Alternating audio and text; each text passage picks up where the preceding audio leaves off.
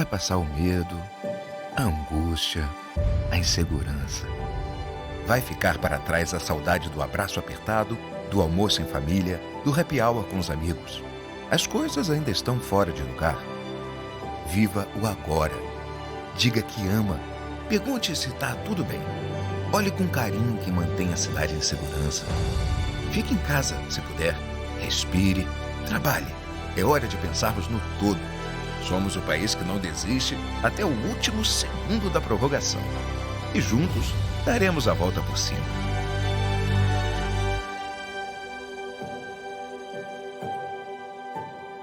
Tudo isso vai passar.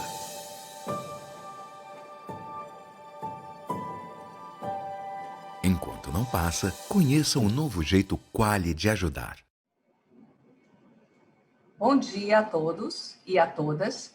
É uma grande satisfação estar aqui com vocês no painel 72 do nosso Congresso Digital, promovido pela ENA e a OAB Nacional.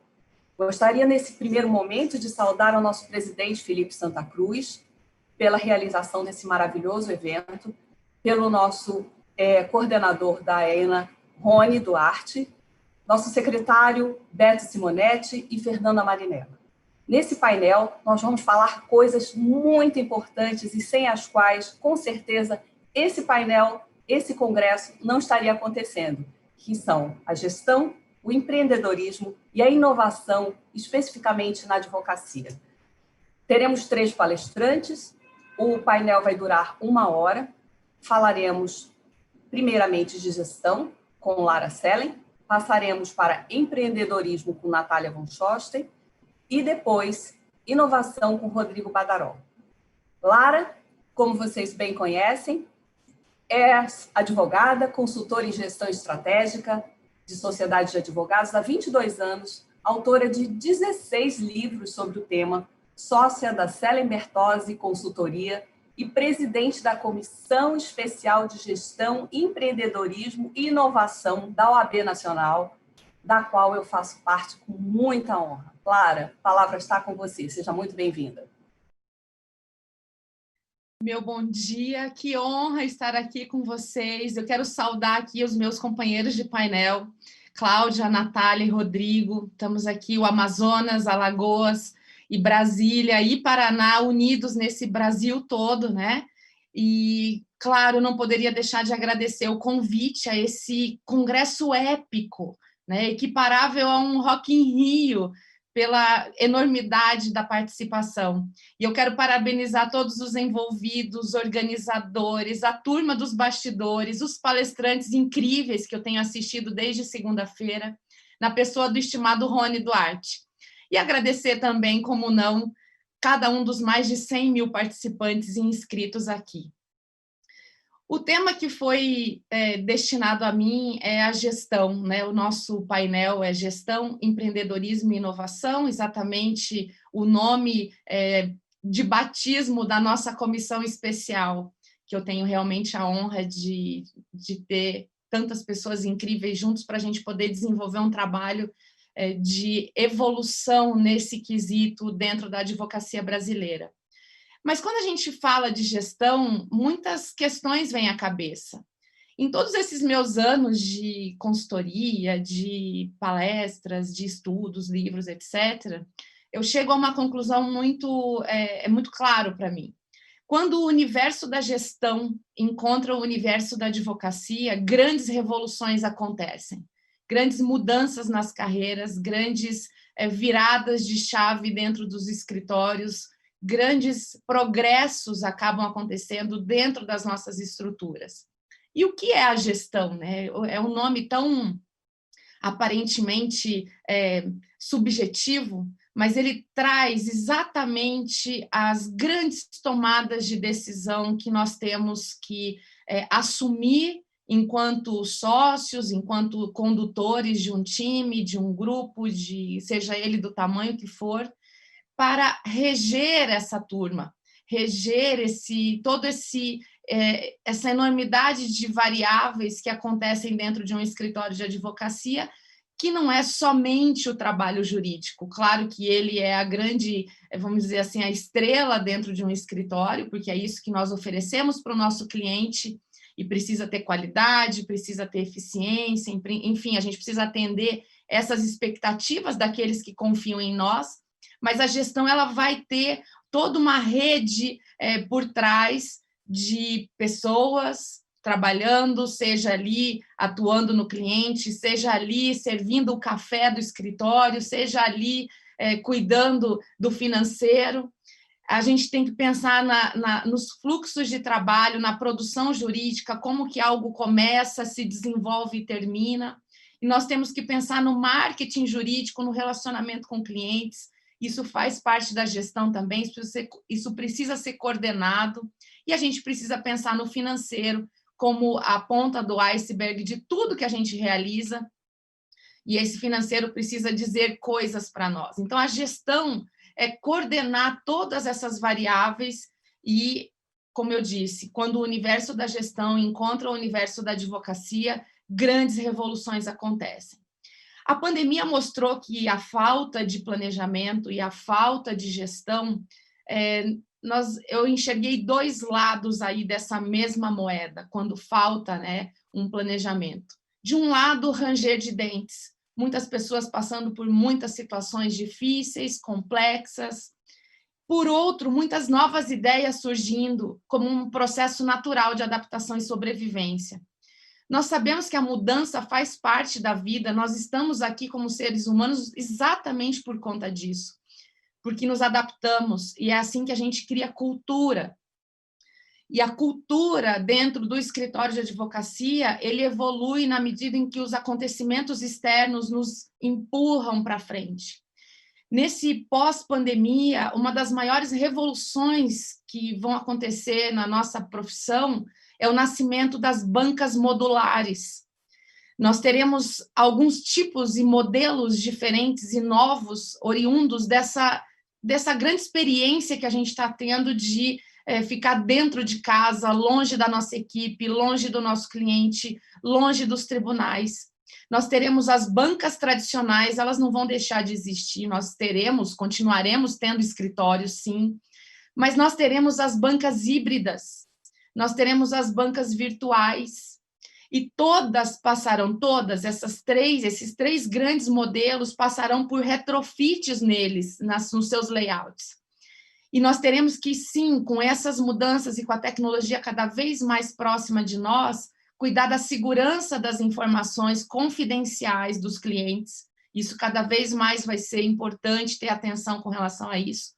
E nós teremos que cuidar dos pilares da gestão, porque essa pandemia agregou complexidades à gestão que nós antes não tínhamos. Antes a gente regia uma equipe dentro de uma sala, e hoje vai ser possível esses novos formatos. Quando a gente pensa em bancas tradicionais, elas, claro, voltarão às suas atividades normais, voltaremos para dentro dos escritórios, com todos os cuidados sanitários necessários, enfim, assim que a gente tiver essa condição, mas nós teremos que incorporar novas formas de atendimento ao cliente, e isso é gestão, pensar nisso vai ser muito importante para que esse atendimento aconteça de forma coordenada. Talvez nem todo cliente queira vir ao meu escritório, ele experimentou também estar distante, então a gente vai precisar lidar com essa questão. E uma outra modificação importante de layout dos escritórios, na forma de estruturação ali dentro das nossas quatro paredes, para abrigar salas de audiência virtual. Isso vai ser mais um elemento para a gente colocar, além das nossas salas de reunião, sala de trabalho, enfim, nós teremos que ter algo preparado dentro do nosso escritório, com silêncio necessário, para a concentração dos advogados, com tecnologia, com câmeras, etc. Então, isso vai ser um retrofit importante dentro das bancas tradicionais. As bancas híbridas, elas poderão funcionar com equipes técnicas remotas, localizadas em qualquer parte do país e com espaços físicos especiais para atendimento ao cliente. Isso vai ser uma outra coisa que vai acontecer. E as bancas virtuais terão logicamente, variações que vão desde o conceito de home office até o funcionamento em coworkings, né? A pandemia, sem dúvida nenhuma, abriu as portas das oportunidades de crescimento nunca antes experimentado. Nós teremos especialistas, sócios operando em diferentes localidades, tudo para oferecer um melhor e mais eficiente serviço ao nosso cliente. Inclusive, para quem tiver interesse, nós fizemos um e-book de diretrizes de gestão para a retomada da advocacia pós-Covid, né? Quem quiser, eu vou disponibilizar gratuitamente para vocês. Com tantas mudanças, a gestão é um ponto-chave para que os novos modelos sejam bem-sucedidos nas suas estratégias. Nós temos estudado esses pontos de mutação há mais de 20 anos em livros e percorrendo aí os 4 cantos do Brasil e fora também para entender os melhores caminhos e práticas. A profissionalização da gestão, ela trará competitividade em alto nível no mercado jurídico pós-pandemia em 4 grandes pilares fundamentais. A gestão de pessoas e o crescimento transversal de carreira, com o uso cada vez maior das figuras dos sócios de serviço e as sociedades individuais dentro da arquitetura de pessoas envolvidas dentro do trabalho do escritório. A controladoria jurídica e a tecnologia embarcada de inovação, lembrando que controller que não saiba processo tem vida curta, discutia ontem com o professor Vambier, depois da palestra sobre processo que ele deu aqui no Congresso. Terceiro pilar é o marketing jurídico e o relacionamento com clientes. Não posso deixar de mencionar o importante trabalho que vem sendo desenvolvido pelo Ari Hagian, nosso secretário adjunto, no que diz respeito à publicidade. Inclusive, amanhã tem um painel imperdível sobre publicidade ética, que vai contar com a presença do Ari, da Grace Stocker, do Carlos Kaufmann e do Rodrigo Bertozzi. E o quarto pilar, a gestão financeira e o acompanhamento de indicadores com lupa dentro dos escritórios. Isso vai impactar diretamente na precificação de honorários e na distribuição de resultados. Então, isso é matéria prioritária de gestão. Então, para encerrar aqui, já caminhar para o encerramento da minha fala, eu sei que o nosso tempo ele é curto aqui, teríamos muito a falar sobre cada um desses pontos. Eu gostaria de incentivar a advocacia brasileira a investir tempo e energia buscando conhecimentos que levem a sua carreira para outro nível. Nós vivemos tempos velozes e furiosos. Se nós não estivermos preparados, a gente não vai ter como combater esse bom combate dentro de uma profissão que deve sim aliar ao conhecimento jurídico, conhecimentos no grande leque do empreendedorismo, que Natália vai falar mais sobre isso. Então, eu digo para vocês, acompanhem os trabalhos da nossa comissão especial e não se contentem com um conteúdo técnico, estudem mais, testem mais, ousem mais, não esqueçam dos limites éticos, tá? E aí, quem quiser aquele e-book que eu falei, está lá no meu Instagram, @larasellen, entra lá, está na minha bio, quem quiser baixar gratuitamente para dar diretrizes com relação a essa retomada e o que precisamos fazer dentro dos 4 pilares. Desejo resiliência, foco, cabeça erguida para todos e muito sucesso. Juntos nós somos mais fortes e eu agradeço pela oportunidade de estar aqui com vocês. Lara, maravilhosas as tuas palavras. A gente fica tão ansiosa por ouvir tudo isso que você tem para nos trazer com tantos anos de experiência. Cada vez que a gente conversa, tantas coisas boas surgem. Obrigada pela generosidade de compartilhar esses conhecimentos. Passando ao nosso segundo tema do painel, nós vamos conversar com a Natália. Natália, advogada, é presidente da Comissão de Apoio Profissional da OAB de Alagoas, coordenadora de Inclusão Digital da Caixa de Assistência de Alagoas, membro da nossa Comissão de Gestão, Empreendedorismo e Inovação da OAB Nacional e coordenadora de alta performance do Law Talks. Natália vai falar sobre empreendedorismo. Natália, está com você. Cláudia, Rodrigo, Lara, bom dia. Saudar vocês, né, inicialmente, meus colegas aí de trabalho no dia de hoje, mas também saudar a todos que estão aqui hoje nos assistindo, né, que se interessaram pelos nossos temas, a todos os inscritos, alguns agradecimentos especiais a alguns colegas que estão comigo também nessa luta aí da advocacia e que são pessoas que têm me ajudado também a fortalecer minha carreira, Felipe Sarmento, Fernanda Marinella, Davi Lima, Sérgio Ludmer, né? E também um agradecimento especial à Ana Lídia Seabra, que é minha companheira, que é meu apoio todas as horas. Então, gente, o meu tema, né? Como a Lara falou, ela falou de gestão, o meu tema ficou um pouco voltado ao empreendedorismo. E falar de empreendedorismo, eu diria assim, Lara, seria falar um pouco de gestão do indivíduo, né? Lara falou, né, de gestão de pessoas, no sentido de quem está coordenando lá a equipe, eu estou falando de gestão do indivíduo, né? Você cuidando de si mesmo. E é necessário que a gente englobe tudo isso agora, aproveitando a pandemia como uma oportunidade de criar, né, uma nova performance a partir do Covid. Isso é possível, plenamente possível. Mas eu queria primeiro historiar um pouco, por isso eu trouxe um material, né, que vai me ajudar. E é claro, eu não vou conseguir abordar tudo que tem no material, mas é mais para que vocês também possam visualizar aí um pouquinho. E depois também, quem sabe, bater uma foto, aproveitar aí para aprender um pouco mais ou estudar um pouco mais. Essa minha fala de hoje, ela foi, digamos assim, inspirada no livro Anticarreira, de Joseph Tepperman. Esse livro, inclusive, ele está disponível online, ele é gratuito, você baixa o livro e você paga quanto você quiser pelo livro. Eu achei super interessante essa iniciativa dele e por isso também que eu estou divulgando. Né? E aí, para a gente falar de empreendedorismo, a gente também tem que falar sobre trabalho. Né? O que é trabalho? Né? Porque aí a gente se pergunta, tá, após o Covid, vai ter trabalho, não vai ter mais trabalho, vai acabar a advocacia, vai ter trabalho, como é que vai ser? E, gente, o problema, digamos assim, da palavra trabalho é a origem dela. Né? A origem da palavra trabalho, ela veio de tripalium, que era um instrumento que era usado por agricultores, mas que depois se tornou um instrumento de tortura. E muita gente vê o trabalho ainda hoje como algo que vou trabalhar, trabalhei demais, sabe, estou trabalhando, segunda-feira. Tem gente, né, que diz assim, a síndrome do domingo, né? Você chega assim domingo e faz, nossa, amanhã é segunda.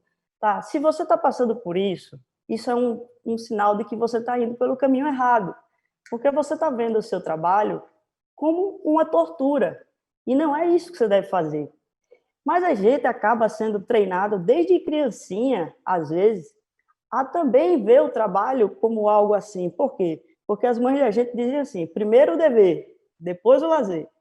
Né? Primeiro vamos estudar, depois vocês vão curtir. E aí, eu acho interessante que eu trouxe para vocês, o Richard Bowles, ele fez um conceito de caixas de vida. Né? E muita gente seguiu esse script de caixas de vida por muito tempo e eu acho que ainda segue. E a minha sugestão de hoje é que a gente mude esse script na nossa cabeça.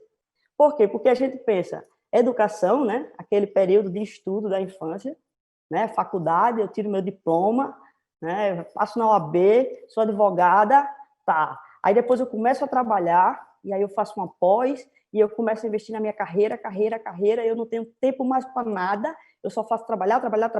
Por quê? Porque só depois que eu trabalhar é que eu vou ter tempo para o lazer. Só depois do dever é que eu vou poder brincar. Só que, na verdade, essa divisão ela não deve mais existir. Porque senão o trabalho vai se tornar tortura. Porque você não vai conseguir conciliar com o seu lazer, você não vai conseguir conciliar com a sua família, você não vai conseguir conciliar com um propósito de vida. Você simplesmente vai trabalhar como se você fosse um robô, uma máquina. Entendeu? Só que isso fica dentro da cabeça da gente e a gente não percebe. Às vezes é preciso a gente sair um pouco de si. Por isso que eu falei de gestão de indivíduo, Lara. Sair um pouco de mim, sabe? Olha para você como se você fosse uma outra pessoa. E pensa no que é que você está fazendo com o seu trabalho e com você. Né? E como é que você está lidando com essas caixas da vida? Você está conseguindo gerir o seu tempo, como a Lara falou, gestão de tempo também é muito importante, de uma forma em que você estude de forma contínua, trabalhe com prazer e tenha momentos de lazer também com a sua família. Se você trabalhar dessa forma, com amor, com propósito, você nunca vai querer se aposentar. E eu conheço um monte de gente que está assim, trabalhando para ver, eu quero chegar um dia que eu vou poder me aposentar, descansar e viajar. Não, você tem que fazer tudo isso junto, porque a partir de um homem, do ser humano feliz, uma mulher, um ser humano que é feliz, que tem propósito na vida, a gente se torna empreendedor, porque a gente passa a criar trabalho para nós mesmos, a gente passa a criar atividades, né? E trabalho na advocacia, ele é recheado, ele tem uma gama enorme. Por quê? Porque nós trabalhamos com solução da vida das pessoas. E quem trabalha com solução, nunca falta trabalho. Essa é a ideia, entendeu? Então, inclusive numa pandemia, a quantidade de pessoas que estão passando por problemas, pega as suas habilidades, pega o que você sabe e pega algumas habilidades, né? O que é que a gente fala em hard skills, soft skills, e trabalhe esse seu conhecimento para que você possa ajudar pessoas, ajudar a sociedade. Pense na sua advocacia não só como um trabalho que vai lhe render algo financeiro ou que vai lhe render uma carreira. Pense na sua advocacia como um instrumento de mudança da sociedade. O seu escritório seja um escritório, porque o escritório também é um conjunto de indivíduos, né? Então é importante que a gente tenha uma equipe conectada, né, Lara? Conectada com os propósitos do escritório. Então o escritório também tem que ter um propósito. Eu, advogada, se eu for, digamos assim, sozinha, autônoma, eu tenho que ter um propósito na minha vida. Então, você precisa encontrar um propósito. Mas você vai dizer, Natália, mas o que é isso de propósito? As pessoas falam tanto nisso, parece uma palavrinha da moda. Gente, não é nada demais. Pensa você lá na frente, com os seus 70, 80 anos, 90, 100 anos de idade, como a avó da Lara aí, já passou dos 100, eu acho, né, Lara? Maravilhosa. Você olha para trás e faz assim, o que é que eu fiz da minha vida? O que é que eu deixei da minha vida? Tá, eu fui um advogado, eu tive um diploma, eu trabalhei em alguns processos, mas eu fiz algo a mais para o mundo? Se você talvez não tiver feito isso, talvez você não vai se sentir feliz. E é isso que às vezes falta para o advogado empreendedor, encontrar a felicidade a partir do momento em que a gente soluciona e resolve os problemas de pessoas, de empresas e da sociedade como um todo. E aí, mudando um pouco, como é que eu vou fazer isso? Você vai estudar de forma contínua. Lembra das caixas da vida que eu falei? Estude de forma contínua. Tá, Natália, mas eu já faço isso, é isso que muita gente me diz. Eu já faço isso, olha, eu me formei em Direito, estava até conversando com Lara esses dias, eu me formei em Direito, eu fiz uma pós em Processo, eu fiz uma pós em Processo do Trabalho, eu fiz uma pós em Direito do Trabalho, eu fiz uma pós em Direito Previdenciário.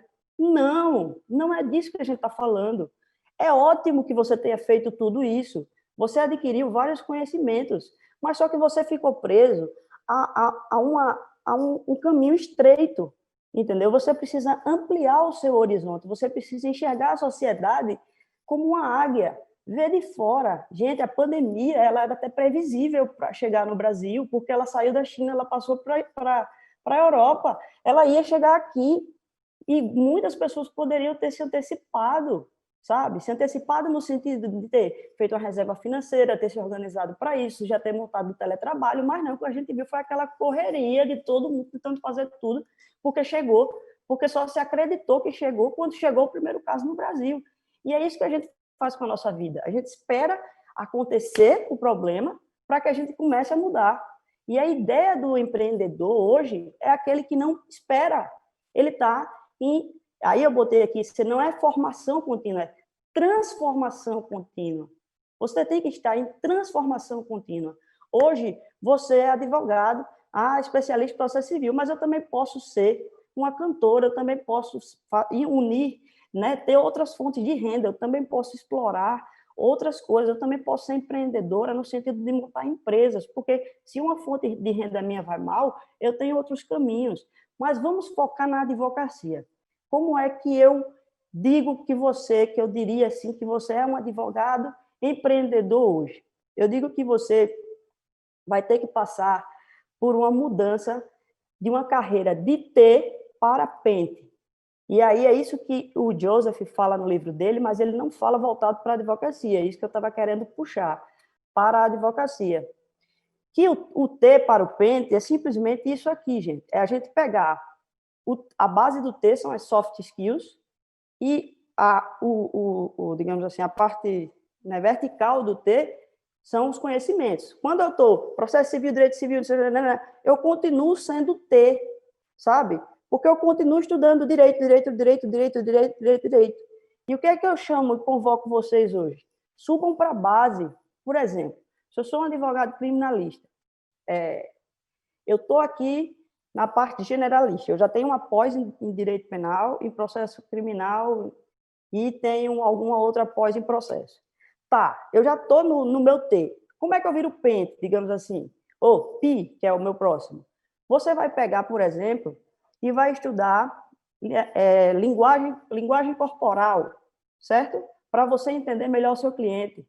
Você vai pegar e você vai estudar, por exemplo, sobre a sociedade. Por que as pessoas cometem, né, aqueles delitos? Você vai tentar, de repente, às vezes até fazer um curso de coaching, por exemplo, para que você chegue para o seu cliente e dê conselhos para que ele não volte a delinquir. Porque não adianta você tirar só o seu cliente da cadeia, você também pode ser uma pessoa que vai mudar a vida dele. E dessa forma, você vai aumentando as suas perninhas. Se eu sou um advogado trabalhista, eu tenho que entender hoje de PJ e CAL, que eu não posso mais resistir a esse sistema que ele está sendo adiado meses e meses e meses para implantar, mas que ele vai ser implantado. Então, eu tenho que estudar isso, eu não posso mais dizer, não, eu já tenho uma pós, eu já tenho tantos anos de carreira. Não, você não pode parar, você tem que estar se transformando. E aí você estuda contabilidade, e aí você estuda também previdenciário, e aí você estuda também negociação, e aí você estuda mediação, sabe? E aí você começa também a fazer uma coisa que o sócio de Lara, Rodrigo, fala muito, e eu aprendi com ele, viu, Lara? Que é o seguinte, olha para a tua carteira de clientes, Lara também fala, olha para a tua carteira de clientes, entenda o seu propósito e entenda o negócio do seu cliente, sabe? Abre, expande. Por exemplo, se o seu cliente tem empresa, saiba como abrir empresa, fechar a empresa, resolver problemas administrativos da empresa. Não é que você vai deixar de advogar, você vai continuar advogando. Só que quando o seu cliente chegar com um problema, você vai ter uma visão tão ampla do negócio dele que você vai saber direcioná-lo para resolver os problemas dele. E, de repente, você vai pegar um pequeno negócio e vai transformar num grande negócio. E de um advogado de um pequeno negócio, você vai se transformar no advogado do grande negócio. Está entendendo? É colocar as pessoas para cima, é resolver os problemas das pessoas, é se antecipar os problemas das pessoas. Mas só é possível fazer isso se a gente for virando o que eu chamo de pente, né? Então, gente, eu passei ali rapidinho a coisa do Murilo Gun, eu vou voltar um pouquinho, que eu acho muito interessante a descrição da biografia dele, que ele faz assim, eu sou ex-nerd, ex-autor, aí eu não vou, o meu tempo está se encerrando, aí ele faz assim no final, esperto porque eu descobri que eu poderia juntar todas as minhas experiências, somar com a minha paixão por educação e ir atrás do meu sonho abusado e erradicar o desperdício potencial no mundo. E eu diria que o advogado hoje, empreendedor, é aquele que está esperto, mas esperto da perfeição. Esperto, entendeu? De pensar que já chegou no ápice. Ele nunca chegou. Ele está em transformação constante, né? Então, teve mais uma frase aqui que eu deixo por último para me encerrar, que de Alvin Toffler, que ele falou, o analfabeto do século XXI não será aquele que não consegue ler e escrever, mas aquele que não consegue aprender, desaprender e reaprender. Certo? Muito obrigada, passo a palavra para a Cláudia e espero que vocês tenham gostado do que a gente passou aqui hoje.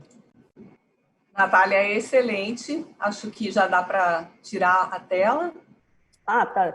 Pronto, excelente. Natália, mais do que nunca, como você falou, é tempo da gente se reinventar, não é? Depois de tudo isso que nós estamos passando, o empreendedorismo, a inovação, eles são essenciais na vida de todos, e principalmente dos advogados de qualquer porte, seja do pequeno à grande banca. E agora, para a gente terminar o nosso painel, nós vamos conversar com o Rodrigo Badaró Castro, Rodrigo é ouvidor geral adjunto da OAB Nacional, especialista em direito empresarial, meu colega no Conselho Federal e autor de vários artigos sobre a nova advocacia. Rodrigo vai falar conosco sobre inovação. Muito obrigado, bom dia a todos. É uma honra estar ombreando aqui. Difícil falar depois de tanto estímulo, né? Porque eu noto que sem nós combinarmos, a gente comunga de pensamentos muito parecidos. E dispensando já todos os agradecimentos que todos já fizeram, eu adiro aí a todas as manifestações, as citações. Falar de inovação, Cláudia, é uma questão que vem com mudança, né? E advogado tem uma neofobia fantástica. Ele é contra a mudança. Isso é natural das profissões seculares. A igreja é contra a mudança, o conceito familiar tradicional sempre foi contra a mudança. Então, quando a Lara fala de mudança, eu gosto de dizer, Lara, que a pandemia, ela, na verdade, ela antecipou de forma brusca, não obstante a Natália ter colocado aí que haveria uma certa previsibilidade de alguns meses, não somente, mas que, querendo ou não, não é um meteoro, né? Não é uma erupção não constatada, ela antecipou um processo que já vinha. Há algum tempo eu venho escrevendo sobre a advocacia 4.0, que é aquela nova revolução industrial, a advocacia se adequando às questões de tecnologia, e também a advocacia que eu falo que é da VUCA, né? Uma expressão cunhada na década de 80 pelos militares americanos, que é um ambiente de volatilidade, incerteza, ambiguidade e complexidade. Ou seja, quem não consegue lidar com esse ambiente, ele não consegue mais trabalhar em nenhuma profissão. Ou seja, o mundo está tão ágil, e eu gosto de brincar que a tecnologia ela não negocia com o tempo, ela não tem conversa com o tempo. Ela atrapalha, ela passa por cima, ela não tem retorno. Não adianta você sair de um hotel 1 estrela e ir para 6 estrelas e querer ficar depois no de 1 estrela. Isso não adianta, não existe isso. Então, na verdade, eu cito uma obra, Natália e Lara, que é impressionante, porque ela foi escrita em 1962 pelo professor Thomas Kuhn, que ele fala da evolução da ciência. E ele faz muito, ele foi massacrado na época, ele faz muito que mais ou menos o que a gente está vivendo, ou seja, a ciência cumulativa, de só acumular conhecimento, sem uma ruptura e sem uma quebra de paradigma, ela não tem crescimento extraordinário. Então, a pandemia, na verdade, ela trouxe esse ambiente de incerteza, ela trouxe esse ambiente de socialização da tecnologia, porque até então a pessoa era ali, tinha tecnologia adequada e tal. De repente, a pandemia fez com que ele tivesse que comprar isso, que se adequar, se ele entendesse ou não, ou seja, ele foi forçado a uma posição que antes ele não teria, talvez, essa rapidez absoluta. Concordo com a Natália e com a Lara também quando dizem que as grandes rupturas, as grandes quebras de paradigma, e aí eu escrevi um artigo com o meu sócio Roberto, que o advogado mesmo ele tem que começar quebrando paradigma, seguindo, talvez, a orientação da Lara e da Natália, ou seja, antigamente precisava estudar bastante, ter um bom nome, um bom currículo e ser ético, né? Hoje você precisa lidar com tecnologia, entender que a advocacia, na minha visão, por exemplo, contenciosa, ela está chegando a um fim, porque o contingenciamento de processo, mesmo eletrônico, ele não aguenta, ou seja, se você não criar, e aí acho que foi a Lara que falou, uma cooperação. Lara, eu recomendo um livro do John Mangretta, de planejamento estratégico, que ele escreve sobre o Michael Poster, que ele fala muito isso, que na guerra da competitividade não precisa aniquilar o inimigo. E eu vejo muito isso na advocacia. Cada dia mais, eu acho que o tempo vai custar muito dinheiro, a comodidade vai custar dinheiro, a mobilidade vai custar risco até de vida. Então, vai valer muito mais a pena você ter uma cooperação entre os advogados, conhecer seu cliente, que é escapar de um trade-off, que ele chama. Você tem que absorver o que o seu cliente, entender o que o seu cliente quer e adequar as inovações da própria empresa ao seu jeito de pensar. Então, a inovação ela tem que vir da mente. Você tem que quebrar o seu mindset estático. O advogado, infelizmente, ele foi criado para ter um mindset estático. A gente vai para a aula, pelo menos a minha geração, que é acostumada, não tinha processo eletrônico, não tinha sequer computador, eu não sou tão velho assim, né? Só tenho 45 anos, 44 anos, mas a gente é acostumado àquela liturgia, àquela neofobia, e acabou, isso acabou. Quem não se adequar... E aí eu gostei muito da apresentação da Natália, que eu venho colocando isso na minha palestra, Natália, que a advocacia consultiva e a solução de conflito ela vai chegar num ponto que não vai ter retorno. E, para isso, você tem que ter um conhecimento geral, absurdo, tá? Você tem que ter uma filosofia, uma psicologia plena para entender o problema e o mundo exterior, e você tem que conhecer seu cliente.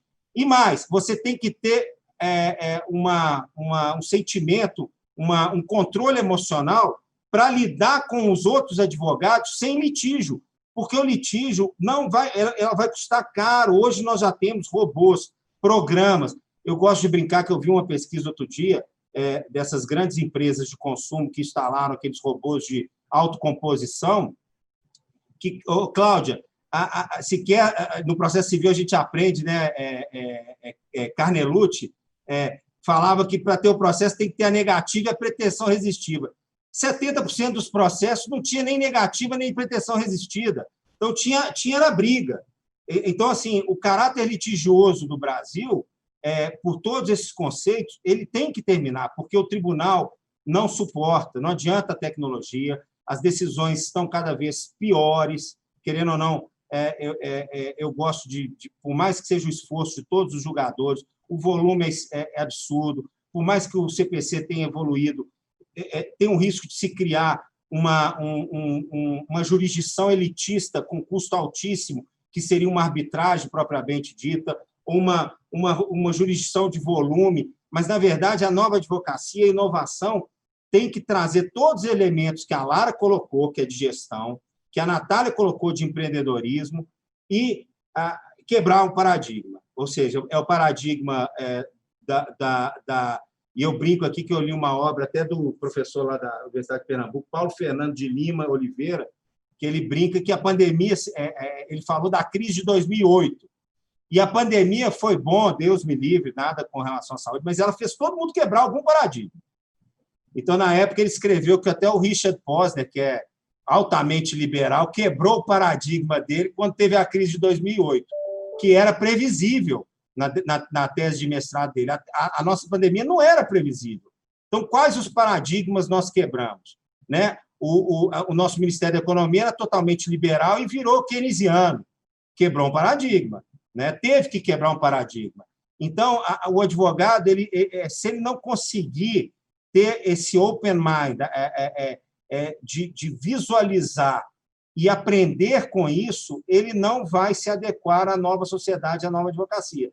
E eu tenho uma notícia boa, que a Natália falou e a Lara, das grandes estruturas, o ambiente da pandemia e da socialização da internet, e aí é óbvio que a gente precisa de política pública para que todos tenham esse acesso, ela abriu um mercado fantástico, porque tendo essa cooperação, tendo uma isonomia de armas, aí, de certa forma, na apresentação do seu trabalho, conciliando, obviamente, o controle da publicidade, o controle ético, que vem sendo muito bem colocado pelo Ari, existe uma gama enorme de produtos na melhor virtude, não querendo mercantilizar a advocacia, a serem explorados. E um país que vive de mudanças legislativas, como o Brasil, e vive de uma população que não tem, na sua grande maioria, serviços básicos, ou até vai viver ainda problemas que o primeiro mundo viveu, o advogado ele pode ser e deve ser um personagem social e um personagem para auferir dinheiro, é óbvio, mas também dar aquela contribuição de forma à evolução do direito. Eu brinco, por que os países civilizados, até aqueles com alto índice populacional, têm menos advogados que o Brasil, têm menos litígios que o Brasil, é mais rico que o Brasil? Tem alguma coisa que a gente precisa mudar. Talvez a pandemia sirva, de certo ponto, para a gente fazer essa reflexão obrigatória, né? Porque não foi uma coisa igual a Natália colocou, você tem que estudar isso. Eu estou estudando italiano porque eu fiquei trancafiado em casa e eu quero falar italiano para viajar. E foi ótimo. Eu estou aprendendo italiano e usufruindo da tecnologia que eu nunca iria usar. Então, gente, assim, é uma mensagem de otimismo que eu quero passar. Agradeço muito aí a oportunidade de tratar disso com vocês.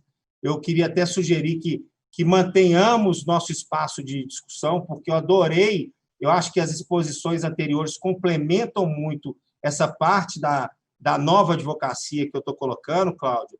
Então, seria até um debate, não só de comissão, mas criar, talvez, outras lives nesse sentido. Eu acho que a advocacia jovem está muito carente de entender um pouco, fugindo das tecnicidades processuais, a montar seu escritório, a entender o que é empreender, a como cobrar honorários e como viver nesse novo mundo pandêmico. Então, acho que meu tempo está esgotando, né, Cláudio? Tem mais 1 minuto? Então, é só para deixar um abraço, muito honrado de estar aqui nessa oportunidade, agradecer meu presidente Felipe Santa Cruz, toda a diretoria, e um forte abraço para o meu amigo Rony e todas as colegas aqui de painel. Foi tão rápido, né? Dá vontade de a gente ficar aqui debatendo até resolver perguntas, né? Que a gente começa a ficar mais velho. A gente sofreu tanto que a gente quer passar um pouco isso para os jovens advogados. Então, deixo aqui meu abraço, Cláudia. Rodrigo, maravilhoso. É como você falou, passa tão rápido. E como os meninos falaram para a gente antes do painel, divirtam-se. Eu acho que a gente se diverte porque nós amamos tanto esse tema. É um tema que é uma paixão em comum aqui de todos nós. E nós temos ainda um tempinho e nós queríamos deixar uma última pergunta para todos vocês. Em rápidas palavras, eu queria que vocês dissessem uma mensagem. Nós temos um público muito grande, muito heterogêneo. Nós temos o jovem advogado que saiu da faculdade, que está nesse novo mundo. Nós temos alguém que estava acostumado com um outro mundo e se viu cair de paraquedas num mundo totalmente diferente. E nós temos que ver o que nós vamos fazer agora com essa retomada. Eu queria aproveitar, antes de vocês falarem, para dar um agradecimento especial para a equipe que nos deu apoio, que foi a Janaína, o Matheus e o Ramon, que foram incansáveis conosco nesses dias e que viabilizaram que nós estivéssemos aqui fazendo esse painel. Eu já vou me despedir e deixar meu muito obrigado, inclusive, a vocês, grandes amigos e painelistas, e quero o convite do Rodrigo para a gente continuar esse bate-papo em outras lives. Lara, você começa? Nossa, que painel! Eu estava toda nervosa aqui antes de começar, realmente me sentindo no Rock in Rio, prestes para entrar no palco. E a ideia e o Matheus falou uma coisa, né, da gente se divertir, foi realmente isso, né? Não vimos o tempo passar. As palavras da Natália, nossa, que conteúdo rico você orientar jovens advogados, principalmente, e quem está já na estrada também, mas quem está começando, começa meio que muito numa cortina de fumaça, né? Então, poder dirigir, e eu sou prova viva do quanto que essa transversalidade de conhecimentos muda o patamar da nossa vida, do nosso entendimento, da nossa carreira, e com o que o Rodrigo falou, o cliente precisa disso.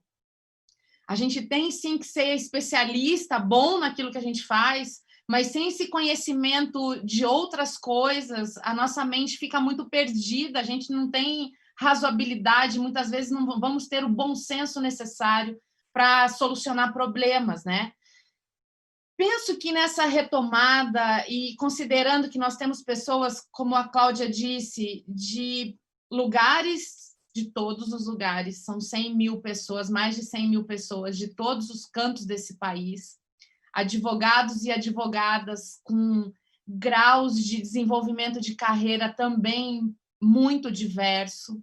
Tem uma coisa que eu acho que é importante para todo mundo em qualquer ambiente, seja o meu escritório, o meu sozinho, seja o meu escritório já bem informado, com uma equipe maior, seja eu começando, seja eu já atuando, que é absorver os conhecimentos de planejamento estratégico. Eu conversei ontem com um aluno nosso, que a gente estava num curso de controladoria, e eu entrei para bater um papo, e ele falou assim, olha, eu fiz o teu curso de planejamento estratégico no final do ano, e pela primeira vez na vida eu comecei 2020, eu comecei um ano sabendo exatamente o que eu precisava fazer. E quando chegou a pandemia, eu estava com o método na minha cabeça, eu estava com a forma, então, claro, muda o ambiente, a gente precisa se replanejar, não é insistir no planejamento anterior. Então, ter esse timing de parar e fazer uma reflexão novamente sobre o que precisamos fazer hoje, no curto prazo, no médio, no longo, no que diz respeito, principalmente num ambiente mais de crise como esse que a gente vive, os cuidados com o fluxo de caixa. A Natália falou bem, quem tem reserva está vivendo uma vida, quem não tem está vivendo outra. E a reserva é uma decisão prévia, ela não é uma decisão na hora, né? Então, a gente pensar em fluxo de caixa, pensar em relacionamento com a nossa equipe.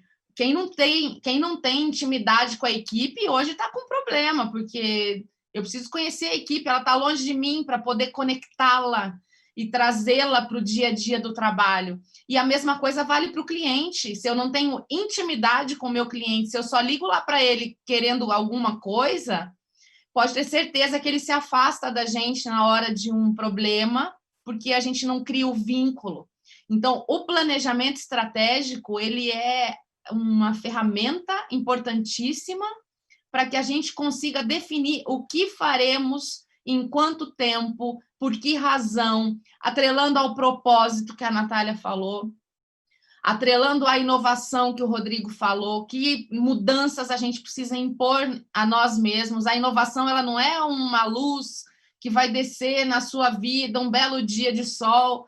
Não é isso, é um trabalho de pequenas mudanças e pequenas evoluções diárias, porque esse mindset ele precisa ser expandido continuamente. Ele não é uma chave que eu ligo, hoje eu acordei com o mindset aberto.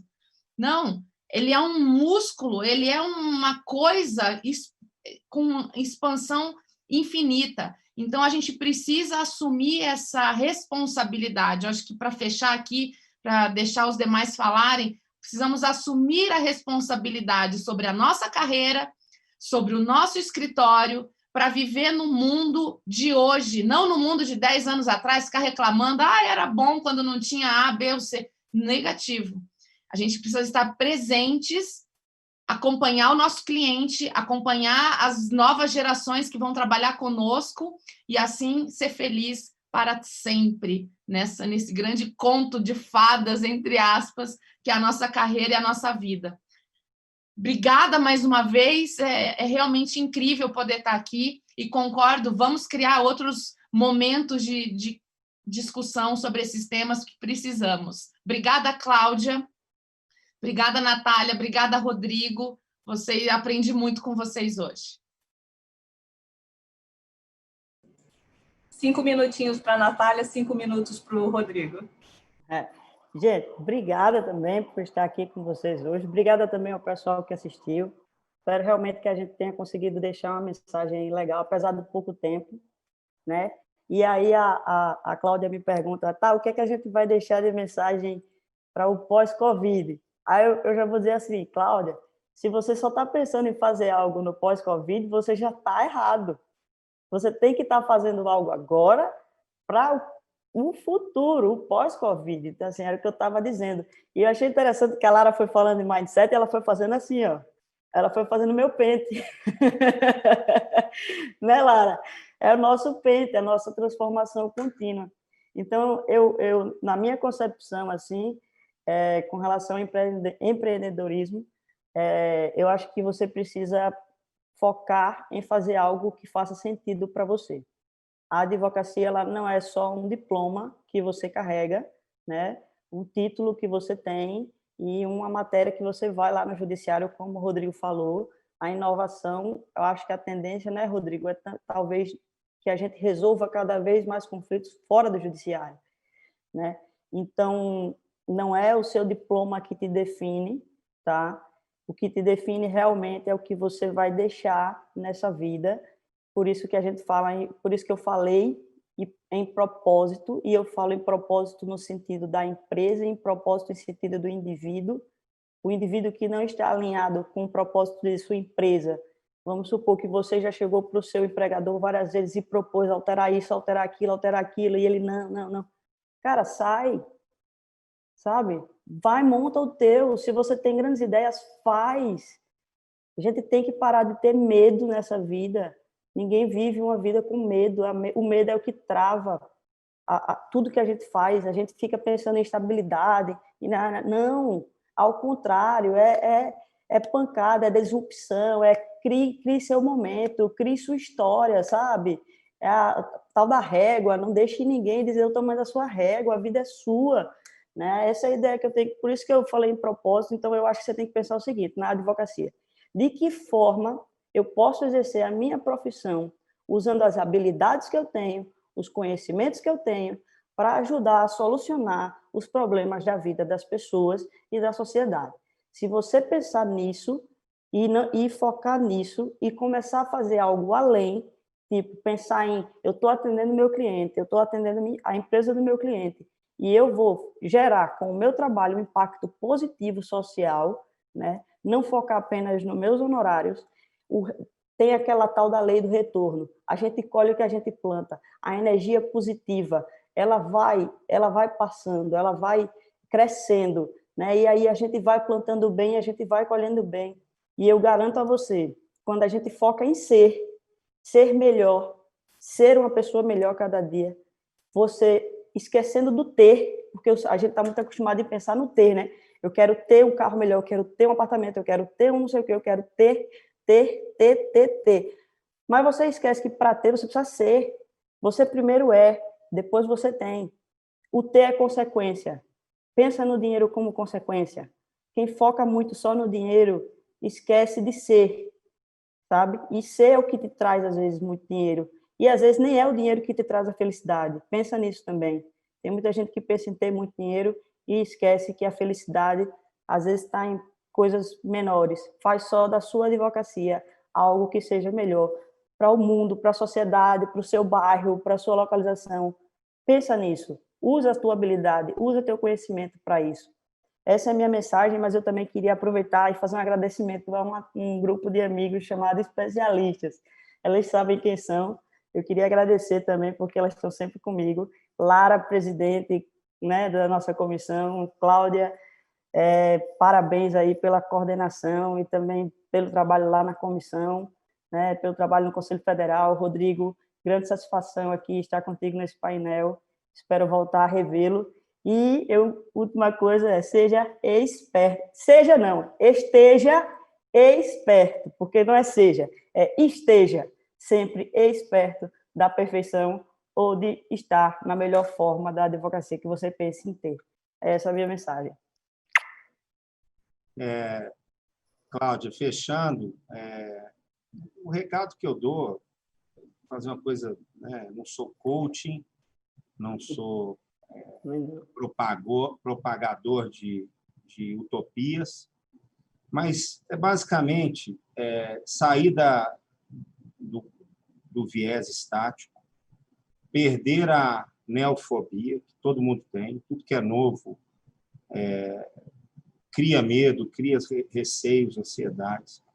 Aproveitar esses momentos de ruptura de previsão, de imprevisibilidade. Eu escrevi um artigo aqui no Correio Brasiliense falando um pouco da teoria dos jogos e vem funcionando comigo.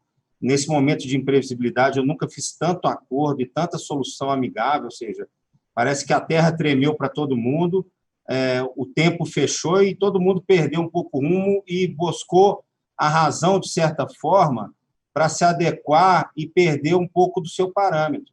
Na verdade, o que nós estamos fazendo? Quebrando paradigmas, forçosamente. Então, nós temos que exercer mais, sem pandemia, e aí talvez o maior desafio.